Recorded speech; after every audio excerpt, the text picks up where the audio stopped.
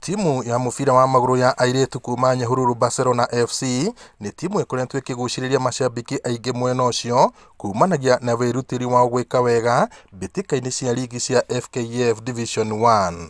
No ona gũkĩrĩ ũguo, timu ĩno ĩkoretwo ĩkĩng'ethanĩra na moritũ kondo rita, ũndũ ũrĩa ũratũma mekore kĩgera-inĩ gĩa kwaga kũnyita itemi ngucanio-inĩ cia kũraihu. Makoragwo na mathĩna mũno maingĩ megemainie na transport, ũguo nĩ kuga tũngĩteithĩrĩrio mũno mwena-inĩ wa ũkui, tũngĩheo rĩngĩ tũhote gũteithagio na ngari, tũkahota rĩngĩ ta bathi ya kaunti no ikorwo igĩtũteithia mũno. Kwenda games huko nje unapata tunateseka sana before twende pale transport ya kwenda nje.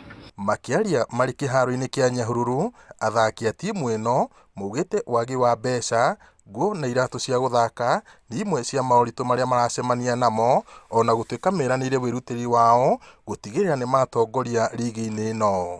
Huku tuko na challenges mob. Challenge sema kama venye wachezaji wanaongezeka, pia tunahitaji mabuti za wachezaji kutumia, kwa unaona feel lazima utumie buti.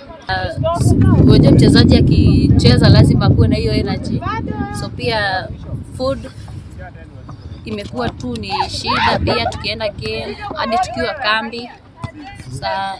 Hizo. Coach James Wambugu augĩte makoretwo makĩrũthĩrĩria ũteithio kuma kũrĩ andũ a wendi mwega arĩa mamahotithĩtie gũkinya harĩa makinyĩte rĩu. Ona korwo ndingĩhota kũmagweta na marĩtwa, nĩ aingĩ arĩa makoragwo makĩyumĩria indo ta gate correction rĩrĩa tũrogotaga harĩa gate-inĩ, tũkoragwo na ũhoro wa kũrĩha thigari rĩrĩa twĩna ngucanio, tũkoragwo tũkĩrĩha officers rĩrĩa twĩna ngucanio, tũkoragwo tũkĩrĩha nginyagia ambulance, na ciothe no mbeca tũrĩhaga nginya referee. Ũguo nĩ kuga macambĩki a Nyahururu matũnyitĩrĩire na njĩra nene mũno makĩria. Timu ya Barcelona FC ĩrũgamĩrĩire namba 5 na pointi 19 ligi-inĩ ĩno, thutha wa Kibera Soccer Ladies FC na Mathare United Women iria cirĩ na pointi 23 hamwe, Mombasa Olympic na MTG United iria cirĩ na pointi 20 hamwe. Marahoya ũteithio wa thirikari wa mbeca na indo iria marabatara itemi-inĩ rĩa kũmahe ũhoti wa gwĩka wega mbĩtĩka-inĩ iria ciĩ mbere. Mũthia-inĩ wa kiumia gĩkĩ, Barcelona FC maranyita ũgeni timu ya Kibera Soccer Ladies FC kĩharo-inĩ kĩa Nyahururu. Ngiribota Inooro TV kuma kĩharo-inĩ kĩa Nyahururu, gũkũ nĩ kaunti-inĩ ya Laikipia, njĩtagwo Peter Mwangi.